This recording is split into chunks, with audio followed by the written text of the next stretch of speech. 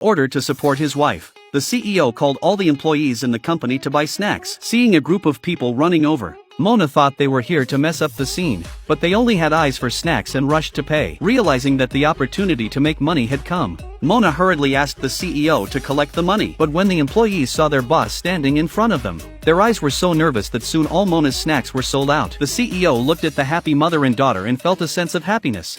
It turned out that just a few days ago, in order to avoid the blind date arranged by his family, the CEO had to hide in the mountains to become a Taoist priest. Unexpectedly, his parents did not give up and asked the assistant to tell the CEO that if he did not come down the mountain, the two would go on a hunger strike together. The CEO had no choice but to find someone to marry. But when he came to the coffee shop at the foot of the mountain, he met Mona, who was also on a blind date.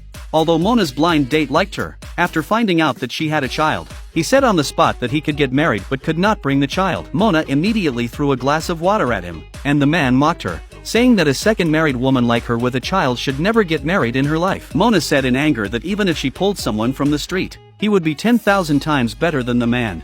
Just then, the CEO walked in. In order to slap the blind date man in the face, Mona first walked over to apologize to the CEO. Then, before the CEO could react, she kissed him on the face. The blind date man left in disgrace. Mona was immersed in the joy of defeating him and didn't notice that the CEO had a nosebleed. Fortunately, her daughter reminded her, and Mona hurriedly handed him a tissue. At this time, the little girl also felt that the CEO was particularly kind, and without saying a word, she hugged the CEO's thigh and said that she wanted the CEO to be her father. Mona embarrassedly pulled the child away, not knowing that the CEO was the child's biological father.